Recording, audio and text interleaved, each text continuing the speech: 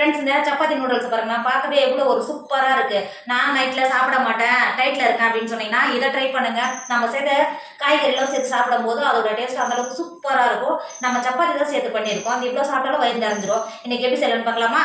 Hi friends, welcome to Kerala சமையல். கேரளா சமையல் chapati noodles தான் பண்ண போகிறோம். வாங்க எப்படி செய்யலாம்னு பார்க்கலாம். ஃப்ரெண்ட்ஸ் உங்ககிட்ட இது மாதிரி சப்பாத்தி செஞ்சு மாக்கி ஆயிடுச்சுன்னா இதை வச்சு சூப்பரான ஒரு நூடுல்ஸ் பண்ணலாம். சப்பாத்தி நூடுல்ஸ் தான் பண்ண போகிறோம். வந்து பார்த்தீங்களா, இப்போது 2 சப்பாத்தி எடுத்துட்டு இந்த மாதிரி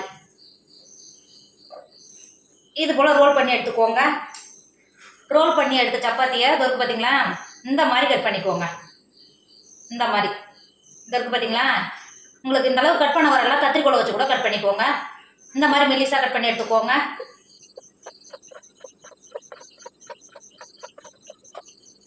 இங்கே பாருங்க, இந்த சப்பாத்தி பார்க்கவே எவ்வளோ நூடுல்ஸ் மாதிரியே இருக்குது பார்த்தீங்களா. இருக்கிற சப்பாத்தியெல்லாம் இதே மாதிரி கட் பண்ணி எடுத்துக்கோங்க. இப்போ கட் பண்ண சப்பாத்தியை மாற்றி வச்சுக்கோங்க. சப்பாத்தி நூடுல்ஸ் பண்ணுறதுக்கு அடுப்பில் ஒரு பாத்திரம் வச்சுருக்கேன். 2 டேபிள் ஸ்பூன் எண்ணெய் சேர்த்துக்கோங்க. எண்ணெய் சேர்த்து எண்ணெய் நல்லா சூடாகிடுச்சு. நீல வாக்கில் ஒரு வெங்காயத்தை கட் பண்ணி வச்சுருக்கேன். இது போல் சேர்த்துக்கோங்க. வெங்காயத்தை சேர்த்துட்டு நல்லா கிண்டி கொடுத்துக்கோங்க. வெங்காயத்தை சேர்த்துட்டு வெங்காயம் வதங்கணும்னு அவசியம் கிடையாது. அது கூடவே நீல வாக்கில் கட் பண்ணி வச்சுருக்க ஒரு கேரட்டை உள்ளே சேர்த்துக்கோங்க. 1/4 கப்பு பீன்ஸை கட் பண்ணி வச்சுருக்க உள்ளே சேர்த்துக்கோங்க. அது கூடவே நீல வாக்கில் கட் பண்ணி வச்சுருக்க ஒரு குடை மிளகாய் இது உள்ளே சேர்த்துக்கோங்க. காயெல்லாம் சேர்த்து கொடுத்துட்டு 1 டேபிள் ஸ்பூன் உப்பு சேர்த்துக்கோங்க. சேர்த்துட்டு காய் நல்லா 3/4 பாகம் நல்லா வதக்கிக்கோங்க. பாருங்க, காய் எந்த அளவுக்கு நல்லா 3/4 பாகம் வந்து இருக்குது பார்த்தீங்களா. இப்போ இந்த ஸ்டேஜில் நடுவில் இது மாதிரி ஒதுக்கிக்கோங்க. ஒதுக்கிட்டு நம்ம உடச்சி எடுத்து வச்சுருக்கிற 3 முட்டையை உள்ளே சேர்த்துக்கோங்க. நான் 4 முட்டை உடச்சிட்ருக்கேன். உள்ளே சேர்த்துக்கோங்க. சேர்த்து கொடுத்துட்டு அது கூடவே 1/2 டேபிள் ஸ்பூன் மிளகுத்தூள் சேர்த்துக்கோங்க. ஒரு சிட்டிகை உப்பு சேர்த்துக்கோங்க. சேர்த்துட்டு முட்டையை நல்லா ட்ரை ஆக்கி எடுத்துக்கோங்க.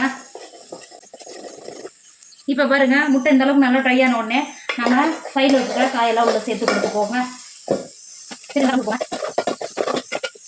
நல்லா கலந்து கொடுத்துட்டு இந்த ஸ்டேஜில் 1/2 டேபிள் ஸ்பூன் ஜீரகத்தூள் சேர்த்துக்கோங்க. அது கூடவே 1/4 டேபிள் ஸ்பூன் கரம் மசாலா சேர்த்துக்கோங்க. அது கூடவே 2 டேபிள் ஸ்பூன் காஷ்மீர் மிளகாத்தூள் சேர்த்துக்கோங்க. சேர்த்துட்டு நம்ம ஏற்கனவே கட் பண்ணி வச்சுருக்கோம்ல சப்பாத்தி உள்ள சேர்த்துக்கோங்க. சேர்த்துட்டு நல்லா கலந்து கொடுத்துக்கோங்க. ஒரு 10 நிமிஷம் நம்ம கிண்டி கொடுக்கும் போதே நம்ம சேர்த்த மசாலாவோட பச்சை வாடை போய் சப்பாத்தியோட நல்லா சேர்ந்து வந்துடும். டேஸ்ட்டும் நல்லா சூப்பராக இருக்கும். சேர்த்துட்டு நல்லா கலந்து கொடுத்துக்கோங்க. பாருங்க, சப்பாத்தியோட சேர்ந்து எந்த அளவுக்கு சூப்பராக மசாலாவோட பிடிச்சி வந்துருக்கு பார்த்தீங்களா. இந்த ஸ்டேஜில் ஒரு கைப்பிடி அளவு நல்லா மல்லித்தழையை கட் பண்ணி வச்சுருக்கேன். இப்போ உள்ள சேர்த்து கொடுத்துக்கோங்க. சேர்த்து கொடுத்துட்டு நல்லா கலந்து கொடுத்துட்டு வேறு ஒரு பாத்திரத்துக்கு மாற்றிக்கோங்க. ஃப்ரெண்ட்ஸ், நம்மளோட சப்பாத்தி நூடுல்ஸ் சூப்பராக ரெடி ஆகிடுச்சு. இதோட டேஸ்ட் அந்த அளவுக்கு சூப்பராக இருக்கும். நீங்கள் வீட்டில் குழந்தைங்க காய்கறியில் யாரும் சாப்பிட மாட்டேங்கிறாங்க, தூக்கி போடுறாங்க அப்படின்னு சொல்லி நினச்சிங்கன்னா இந்த மாதிரி ட்ரை பண்ணி பாருங்கள். டேஸ்ட் அந்த அளவுக்கு சூப்பராக இருக்கும். வீட்டில் இருக்கிற குட்டீஸ்லேருந்து பெரியவங்க வரைக்கும் நல்லா விரும்பி சாப்பிடுவாங்க. டேஸ்ட் அந்த அளவுக்கு சூப்பராக இருக்கும். நீங்கள் இனிமேல் சப்பாத்தி பண்ணீங்கன்னா கண்டிப்பாக இந்த மாதிரி ட்ரை பண்ணுங்கள். என்னோட வீடியோ உங்களுக்கு பிடிச்சிருந்தா உங்கள் ஃப்ரெண்டு உங்கள் ஃபேமிலிக்கு ஷேர் பண்ணுங்கள். மறக்காமல் கேரளா சமையலை சப்ஸ்கிரைப் பண்ணிக்கோங்க. தேங்க்யூ.